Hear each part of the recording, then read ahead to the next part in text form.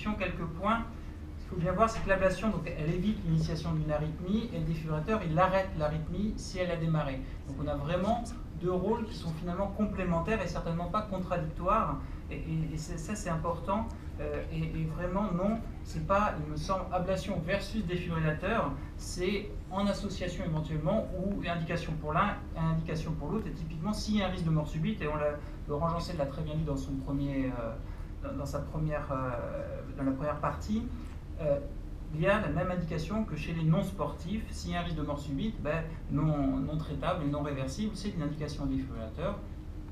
Et éventuellement à l'ablation par la suite, s'il y a des TV récidivantes ou tout. Comme toute règle, il y a une exception, c'est le Wolff-Parkinson-White, la FA sur vol, qui est une indication de l'ablation sans défibrillateur parce que on peut traiter avec un très haut taux de succès et donc être efficace. Et donc pas de différence que le patient soit sportif ou pas. Alors on va voir ça au travers d'exemples et puis on pourra en discuter à la fin. Alors c'est des extrasystoles ventriculaires, on parlait tout à l'heure du nombre d'extrasystoles. Alors une première notion très importante, le nombre n'est absolument pas un critère de gravité. On peut faire une extrasystole et mourir d'une seule extrasystole et être bigéminé en permanence et avoir un pronostic parfaitement excellent et avoir aucune contre-indication à rien. Le seul intérêt du nombre, comme on va le voir là, c'est éventuellement le risque de myocardiopathie rythmique. Et on dit qu'il faut, sur 24 heures, 10 à 13% de SV pour qu'elle puisse engendrer une myocardiopathie rythmique. L'histoire de cette jeune femme de 47 ans, course à pied à bon niveau jusque vers 25 ans, puis elle continue à faire des joggings comme ça en entretien physique sans que ce soit vraiment du sport de compétition, mais finalement c'est des patients qu'on voit tous les jours et les plus fréquents, c'est ces personnes qui font du sport dans leur vie quotidienne. Mais quand même depuis quelques années elle diminue ses activités physiques, alors comme souvent on met ça sur le compte de l'âge, on vieillit, alors bon on fait moins, c'est normal. Et puis quand même, elle est de plus en plus dyspnéique, et c'est vraiment progressif à l'interrogatoire. Elle est maintenant en stade 2 fort. Et donc, elle va quand même, finalement, elle voit un médecin, il a l'alcœur irrégulier, donc on lui fait un électrocardiogramme, et on retrouve ce type de tracé. Donc on a des extrasystoles ventriculaires, même des salves, un triplé, un doublé là, et c'est très fréquent, c'est quasiment en permanence. Alors la première chose qui est importante, on en reparlera, mais l'ECG12 dérivation, parce que plus que la fréquence de ces extrasystoles par rapport à la dangerosité, c'est la morphologie. On a des critères de précocité, R sur T, ce qui n'est pas le cas là, on a un critère long. Le triplet est monomorphe, c'est absolument monomorphe, pas polymorphe. Le couplage est long, donc avec une fréquence lente. Et finalement, la morphologie, FHC, chambre de chasse. On pourra discuter parce que la transition est précoce et c'est probablement à gauche, mais on n'a en tout cas pas là-dessus de critères de gravité rythmique de ces extrasystoles. Alors je vais passer ça, c'est pas trop le but. Et puis, bien sûr, on lui fait l'écho, et l'écho, on trouve une fraction d'éjection à 30%. Donc quand même, elle est altérée.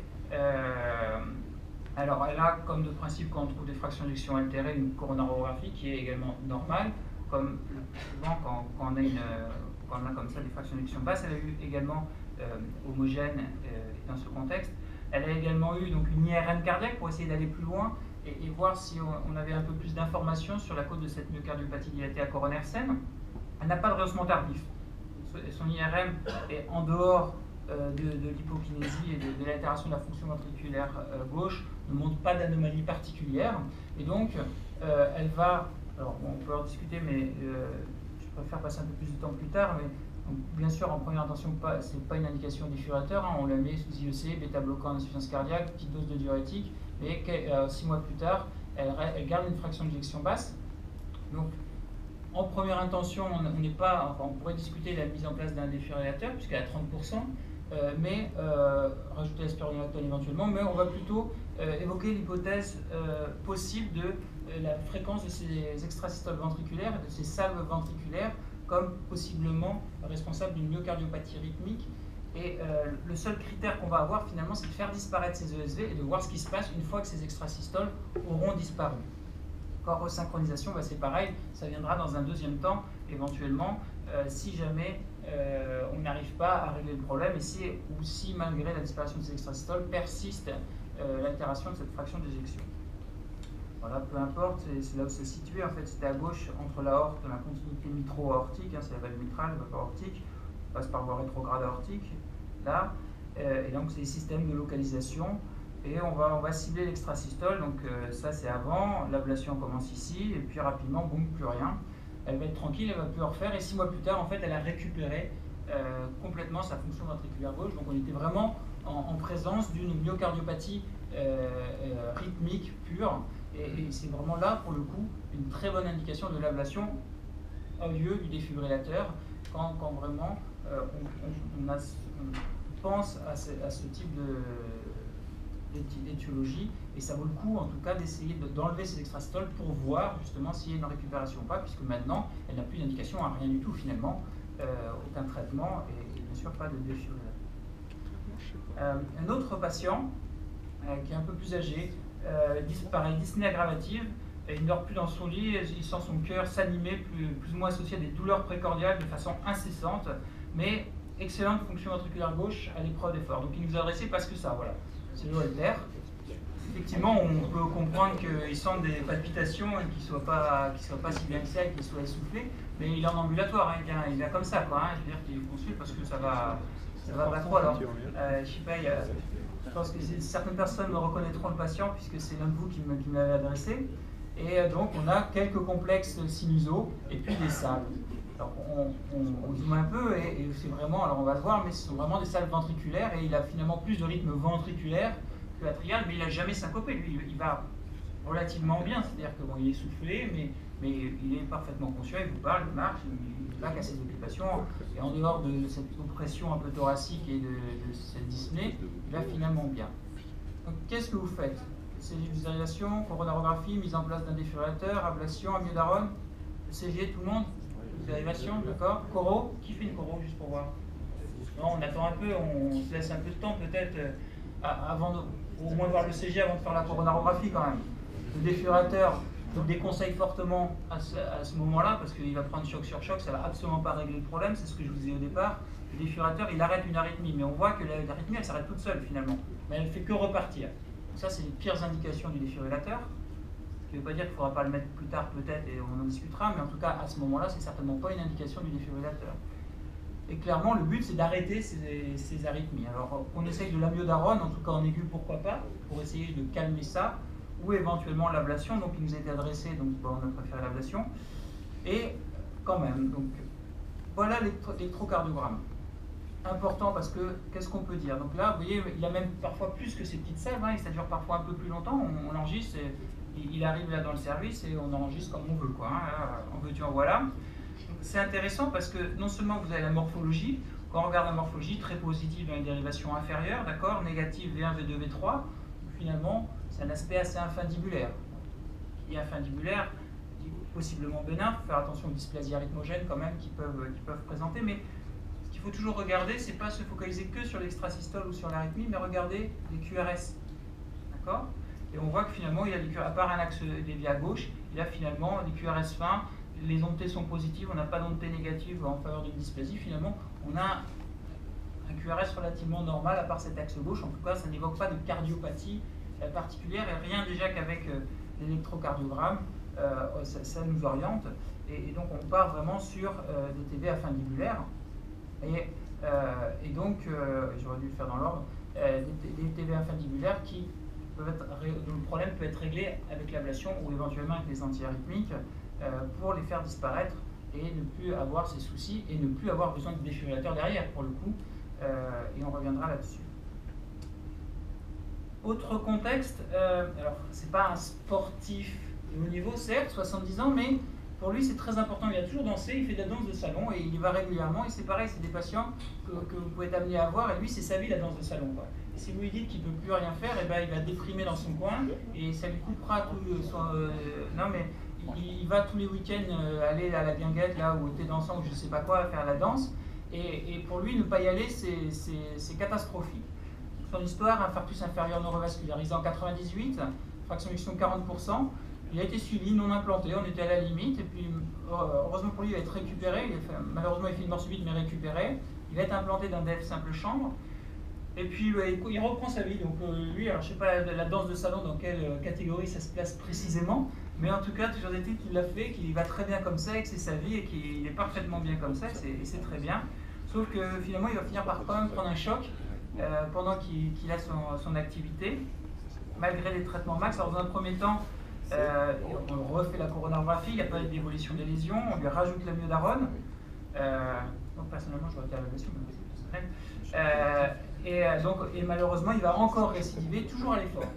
On est vraiment en dose max de bêta-bloquant, donc finalement, il va nous être adressé parce qu'il n'y a plus de lésions, il n'y a plus d'autres solutions. Enfin, en tout cas, le cardiologue ne voit pas d'autres solutions, donc il nous est adressé pour éventuellement voir si on ne pouvait pas faire quelque chose. Et donc voilà son QRS de base, donc la séquelle inférieure, très bien, avec une TV pareil inférieure dans le type de sortie qui cadre parfaitement avec son contexte d'infarctus inférieur. Ça c'est, on va mettre des sondes. Alors je ne savais pas que le sponsor de ce symposium était Boston Scientific, mais ça tombe bien, c'est le système Boston, c'est une rythmie de cartographie. On va voir tout ce qui est en rouge, c'est sa cicatrice inférieure, donc vous voyez, bel infarct inférieur quand même. On voit le cœur par en dessous, c'est le ventricule droit là, le ventricule gauche.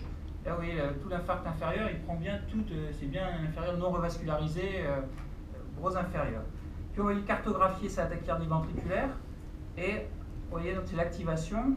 Ce qui est essentiellement intéressant de voir, c'est qu'on arrive à reconstruire tout le chemin de la tachycardie et de voir cette zone qui est très mince là, très étroite, et un peu comme quand on essaie de tendre une embuscade, c'est là où on va aller cibler la tachycardie ventriculaire dans sa zone la plus étroite pour brûler ça, pour empêcher que les tachycardies reviennent. Et ce qui va lui avoir permis, alors on est en plein dans la zone de cicatrice, c'était juste pour vous montrer ça, et pour justement l'ablation, là encore, mais encore une fois, en association là avec le défibrillateur, c'est complémentaire du défibrillateur pour qu'il puisse reprendre son activité et avoir une vie sociale correcte et sans arrière-pensée de se prendre encore un pet de son défibrillateur quand il va aller danser. On a vu différents cas. Alors, un autre thème qu'on peut discuter également après, qui est intéressant, femme de 42 ans qui s'entraîne pour des 10 km, elle se plaint de rien, puis elle vient vous voir pour un certificat médical de non-contre-indication. Donc, somme toute assez fréquent comme indication. Puis vous trouvez ces extrasystoles. Là, c'est plus tout à fait pareil. Vous voyez, ces extrasystoles, donc c'est bien d'avoir des 12 dérivations, hein, toujours. V1, V2, V3 positif, on est à gauche. D'accord, ça vient du ventricule gauche, paroi plutôt inférolatérale du ventricule gauche. Un peu de microvolt, enfin, pas vraiment microvolté, mais le CG, il y a une transition un peu tardive, c'est un peu bizarre, quoi. En tout cas, c'est pas des ESV infundibulaires, ça nécessite, on est d'accord, d'aller un petit peu plus loin. On va lui faire une échographie, on retrouve un prolapsus valvulaire mitral avec une IM grade 1, pas majeur, mais il y a un prolapsus, fraction d'éjection est normale. Et on lui fait une épreuve d'effort. Je suis désolé, j'ai pas pu reprendre le max de l'effort parce que c'est un tracé scanné que j'avais et j'ai pas pu récupérer l'épreuve originale pour récupérer l'effort max. Vous devez me croire sur parole. Il fait 150 watts, ce qui est plutôt pas mal. Mais deux morphologies, un triplé. C'est quand même pas normal. Et donc on va plus loin. Alors, qu'est-ce qu'on fait? Mise en place d'un défibrillateur. Non, pas tout de suite. On attend un peu, on pousse un peu. Bêta bloquant. Ouais, ça paraît une bonne idée, c'est vraiment à l'effort, il y a une majoration, il y a un triplé, ça peut paraître quand même pas mal. Rien de plus, c'est autoriser la course. Attends un peu, on essaye d'aller un peu au fond des choses pour essayer de comprendre ce qui se passe. Faire une choro. Ouais, oui, non, peut-être. Oui, c'est pas... Oui, non. Elle aura été faite. Alors, c'est assez fréquent d'aller à la coronarographie. Autant tout à l'heure sur les ESV infundibulaires ou les TV infundibulaires, je vois pas bien l'intérêt monomorphe, je vois pas bien l'intérêt de la coronarographie.